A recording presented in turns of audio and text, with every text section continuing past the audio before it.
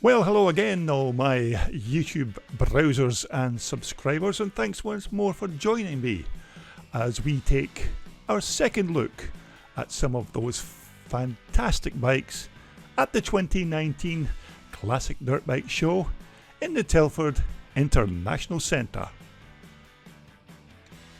Now, this of course was a fantastic 2 days of talking and looking at some superb classic dirt bikes, so I hope you're going to stay with me for the next half an hour as we continue with part 2.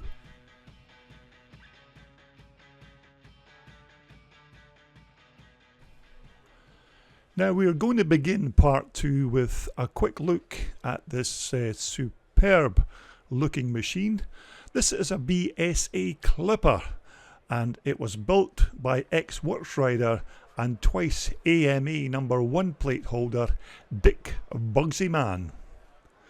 Now the bike comes complete with all the relevant paperwork to authenticate its provenance, and the seller told me this is a very rare opportunity for someone to purchase a bike that was built by this American motorcycling legend.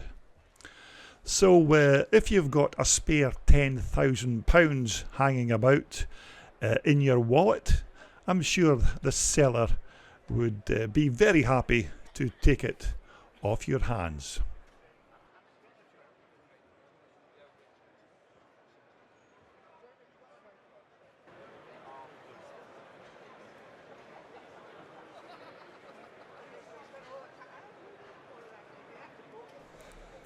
Now I may be wrong in this particular instance, as these old BSAs are not my forte, but it looks like the engine is based on the old BSA Gold Star.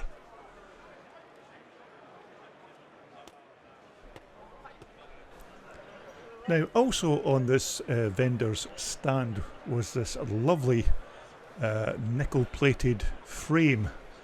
Now I'm not exactly sure what the frame is actually for. I never got a chance to talk to the actual seller of the frame, as he was very busy on the day, but it looks for all the world like it's a very high class piece of engineering.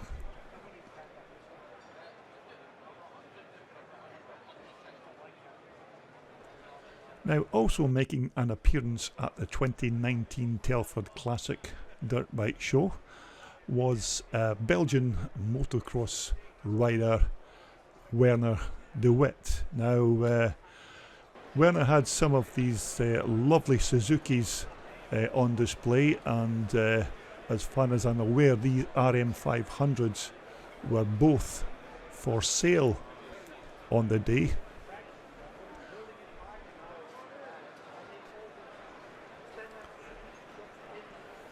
Now later I did notice a price tag on one of these lovely machines, and it was being advertised for the princely sum of just £5,000.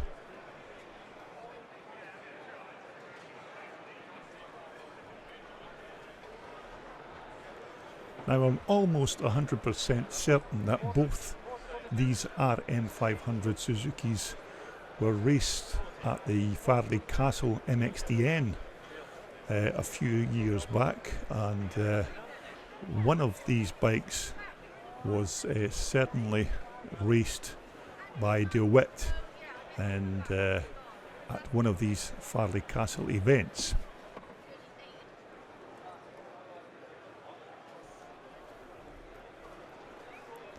Now of course there's no questioning the quality of the build of these lovely machines, and I'm sure any one of these two RM500s would look fantastic sitting in someone's garage, or better still, as a talking point in someone's front room.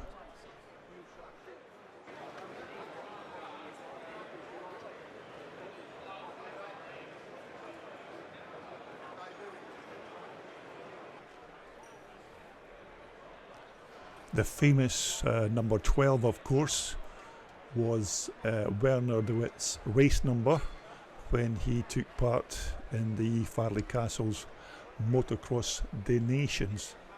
Now, the particular year escapes me, but it was, I think it was around 2012 or 2013 when this bike was strutting its stuff on the Farley Castle racetrack.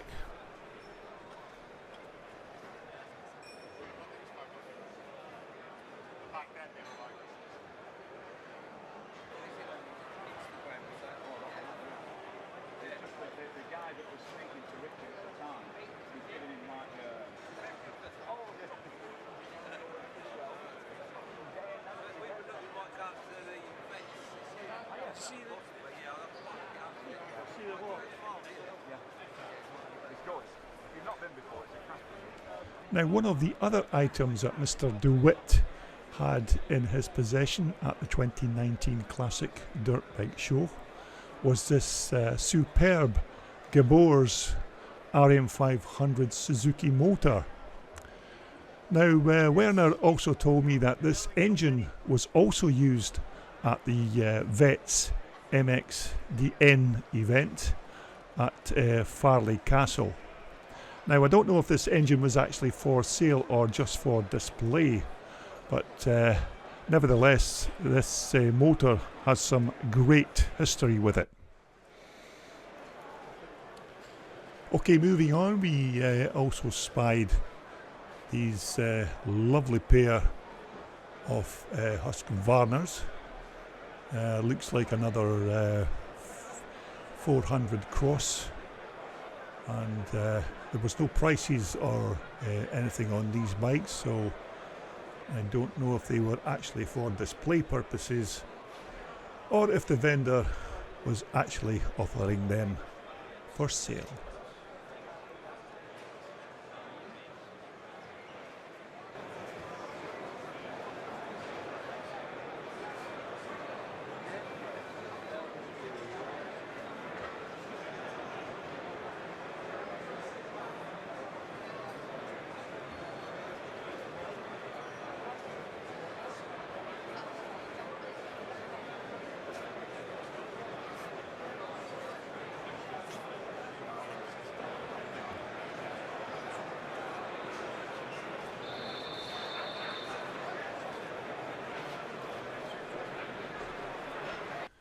Now, also featured at the 2019 Telford Classic Dirt Bike Show were, of course, these guys at the HDA Factory, who, of course, supply every single part you could ever need for your classic twin-shock Husqvarna.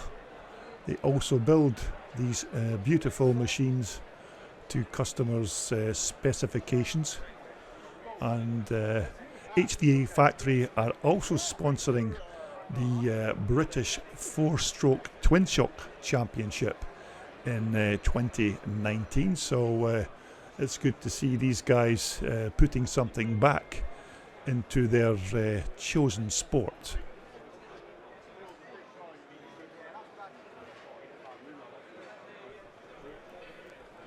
Now, there is virtually nothing that HDA Factory cannot supply for your classic Husqvarna. So if you have a project on the go at the minute and you need special parts for your chosen build, then why not just give these guys at HDA a quick phone call.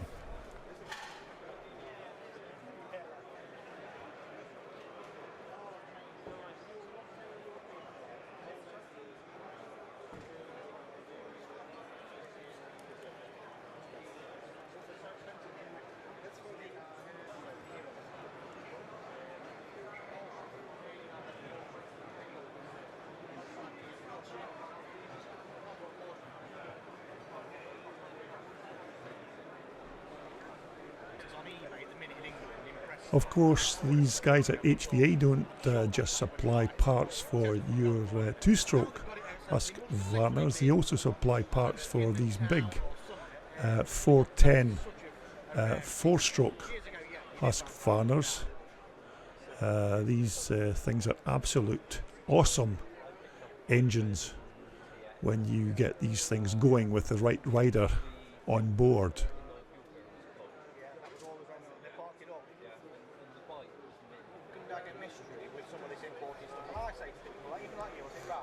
Yes, there's some very nice trick engineering parts have gone in to this particular big 410 Husqvarna.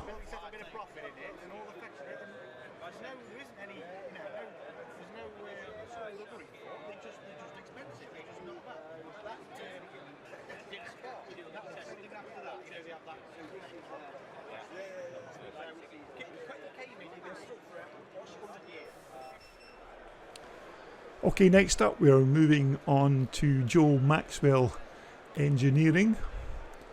Now Joe, of course, specialises in the supply and building of all of these superb CCM replica frames.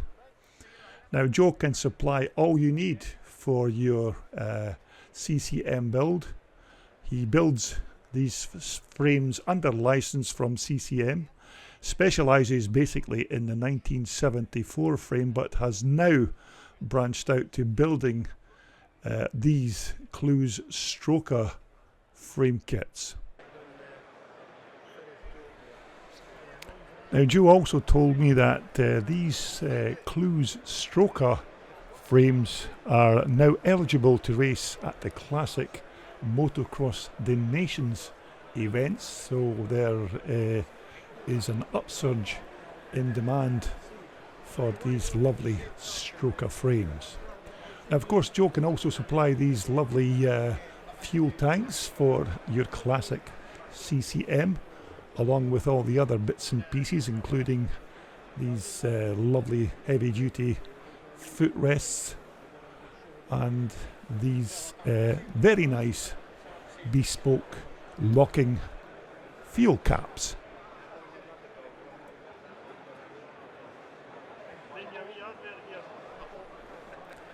Now many of the parts supplied for your CCM from JME Engineering is made in-house at Joe's workshop in Thornhill in Dumfries, and as you can see here, the engineering on these lovely frames is of the very best quality.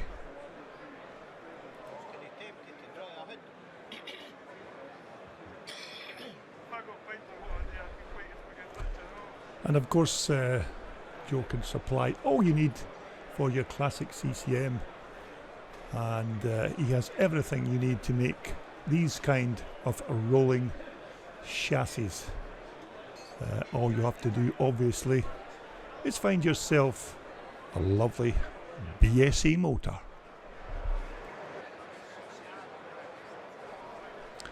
So continuing our CCM theme, this is a lovely collection of classic CCMs.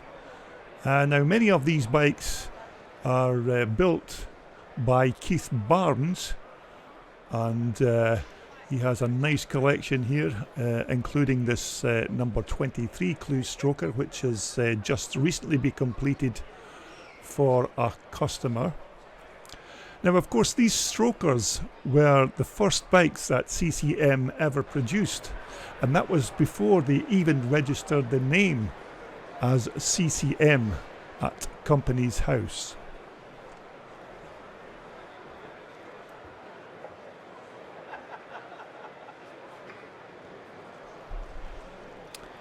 And of course, as you can see, British engineering at its best. There's definitely something about a dirt bike that is made purely of metal and not surrounded by pieces of modern day plastic.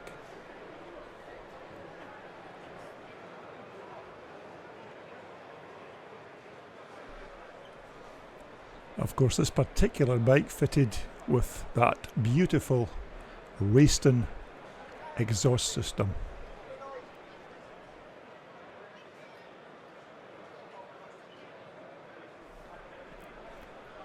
Now, over the course of the 2 days, these lovely CCM machines were receiving a lot of interest from the visiting public, and it was actually quite strange when people were stopping asking just exactly what a Clues stroker actually was. They thought it was, many of them thought it was some kind of foreign machine that had been imported into the country.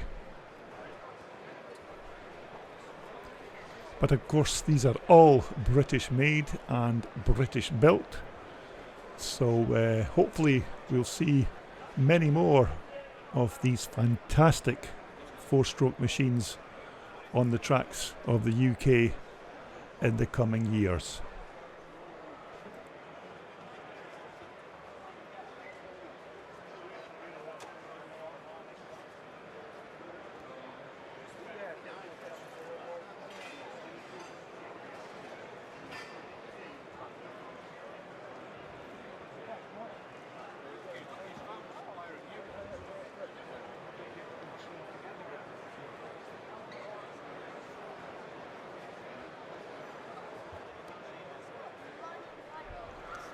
Now, one of the guests at the 2019 Telford Classic Dirt Bike Show was multi-world trials champion Dougie Lampkin, and he's here talking to the legendary Jack Burnicle. His brother was a very successful trials rider, and John's sons Dan and Ben have also been top flight trials riders. In fact, Dan Hemmingsway's 2 little boys are keeping the Hemingway name going by winning schoolboy trials championships now.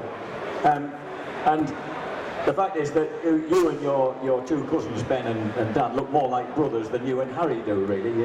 Extremely similar. But it was Isabel who kind of looked after your early career, because your dad's obviously still busy. And also, he once told me he wasn't actually that impressed with you when you were a lad. He didn't think you were going to make it, really, even though you won a couple of schoolboy titles. Yeah, no, that's right. Like I said, Dad was really busy. We had the pub, the Miners' Arms, spent a lot of time in there, and that was his excuse, really, to really be playing golf. And so he another weekend, and my mum had taken us to the event.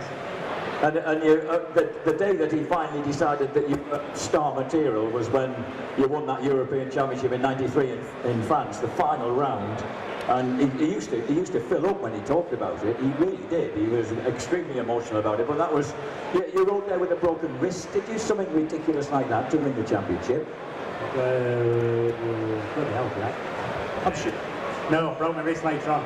Now in '93, first round of the European Championship, just was it. And I finished in 6th place, and my dad said, "No, bloody hell, we're going to have to go to the next one." And he put, didn't he? He had a newsagent shop. He put £1 on every packet of crisps. He said that was what was the money that was going into funding Dougie's European campaign. But he didn't. He made me go and work on a bypass for 9 months on £3 an hour. That's what he did. I earned £2,700, and he took it off me and said, "I'll put wrestling, you're chucking that in," and that was the beginning. So that's not surprising. And when you get to, I've got the evidence here, folks. I never throw anything away of my stuff. These are early Doug Lamping scribbles from when we were doing proper stuff on Eurosport. We were doing the indoor and outdoor trials. And no, I'm fine. I'm fine. No, I'm good. Even though I feel a dwarf beside you. And you'll notice here it says, Dougie Lampkin, Team Screen Art Beta. This is when he was a young lad, this was. And it says, hobbies, golf, snooker, making money. This is a 17-year-old. It's an official Dunlop press release, but look, there it is. Golf, snooker, making money. Well, you've certainly made plenty. It's true. You felt like that back then. It was make money. I can't believe that's on there, but it is. Mind you, it says Chinese food, and that's not right. I did have a transit van though, that's true. Beta 260 screen art, yeah, that's true. Scottish 6 Days best newcomer, 6th overall, winner British Championship round 8, winner European Championship round in Spain. So this was 1993. This was when you were 17. I can't even read out my favourite drink because I'm going to look at that. Bloody hell, don't put that on there, yeah. 12 stone, that's gone. 12 stone, that's disappeared. Oh, diet lilt. Favourite drink? Yeah, okay, we'll pass over that one. So listen, if you look back here, like progress through the championships, when you went World Championship, you went 17th, 6th, 4th, 2nd, that was through to 1996, and then he started winning, nobody else looking for the next 7 years, which was, determination was a big factor, wasn't it? Yeah, obviously you must have honed a lot of technique along the way as well, but there was certainly a bloody-mindedness in the Lampkin family. Yeah, it was fairly, not strange progression, but a little bit different because in the juniors, I was obviously riding quite well, but I'm pretty sure that in the whole of the juniors, right through to the last year of my A class, I only won that year because Graham Jarvis had moved on. I never actually beat him in the junior ranks. And then as soon as I went into adults, I started beating him quite quickly. And yeah, everything was going well, and Dad made me go and work on a bypass. And I didn't like it much on there. And apparently it was supposed to, I was supposed to realise the value of money and like real world and things like that. And yeah, I was a roofer for about 6 months. I fitted plastic windows for 3 months, but I was bloody useless at that. And yeah, I worked on this bypass concreting, and I got picked up at 6:15 in the morning and back home at about 6:45 on an evening, and yeah, too tired to eat and straight to bed. And I did that for 9 months, and interview, and that got me rolling. And then Now this next machine, of course, is not a classic dirt bike, but I felt I still had to feature it on this video clip. This is a machine from the Sammy Miller Museum. Now it's an Excelsior Silver Comet. Now this is a world record holding machine. It has a V-twin Jap motor. It has a 2-speed heavy duty gearbox. The engine is supercharged and runs on methanol fuel. Now unstreamlined, that of course is without the body fitted, this bike achieved 163 miles per hour 90 years ago on the TAT Autobahn in Hungary and was ridden by the legendary Joe Wright. Now of course this JAP motor, or JAP, was obviously built by the legendary John Alfred Prestwich, who is famous for these fantastic twin motors. Now this particular bike is 1000cc, and it is an absolutely beautiful machine, but let's get Sammy Miller to tell us a bit more about the bike. This is Joe Wright's 1930 world record breaking Excelsior. Jap engine, V-twin, 1000cc, supercharged, Zoller supercharged from the front, 2-speed Sturmey Archer box, and this rear wheel. Front forks have got webbing on them to help with the speed resistance, but quite amazing to think that 90 years ago he did 163 miles an hour on it, and he had to go to the TAT Autobahn in Austria, which was the first Autobahn in Europe. So obviously it was a good place, a good opportunity to break for the world record, and it was probably better than the Salt Lake City, because salt is difficult to race on, but good autobahns with tarmac would have been a far better surface, so that's probably why he got up to 163 miles an hour, but quite exceptional. And even the twist grip is just a lever twist grip, not a twist grip, but just a lever, so when you pulled it flat out like that, you would probably hold on like grim death. You couldn't even get to it to switch it back off again. So that's maybe why you broke the world record. Two lovely exhaust pipes sweeping through, and with supercharged engines, they're quite docile and rev right through the range. So that's why you have 2-speed gearbox, because it's such a strong engine, can pull from nothing right the way through, and probably peaks about 75,000 RPM, which translates to today quite a performance. Right, this is a J2R Jap engine, 1000cc V-twin, overhead valve, Zoller supercharger, which we generally run about 15 pounds per square inch. We've got a BTH twin spark mag, Sturmy Archer gearbox, which is only 2-speed. But if you look on the other side, the clutch, the weight of the clutch to stand the performance.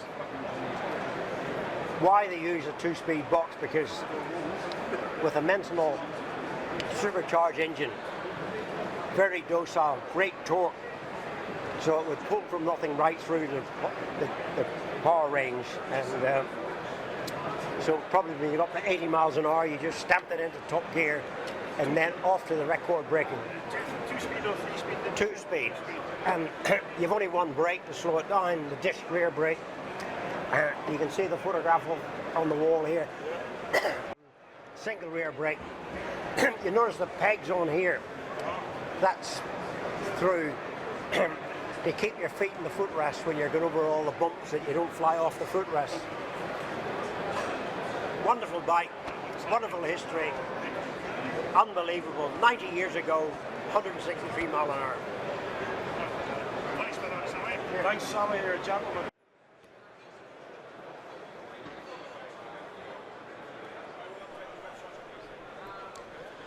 Okay, to take us to the end of this Part 2 episode from the 2019 Telford Classic Dirt Bike Show, I'm going to leave you having a look at some more of those lovely SWMs.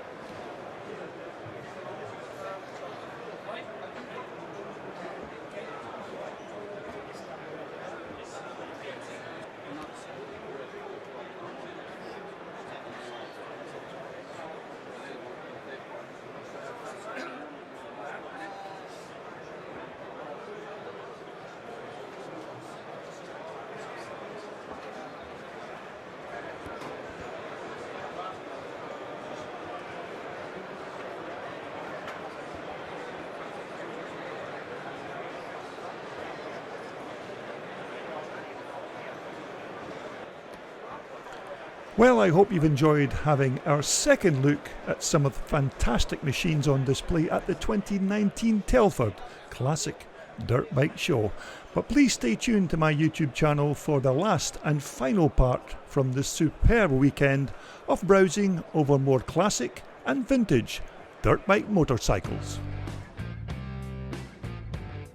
This video was brought to you in association with Wallsport Motocross Race and Leisure Wear, and also in association with VMX Magazine, the world's undisputed #1 publication for all your vintage and classic dirt bike motorcycles.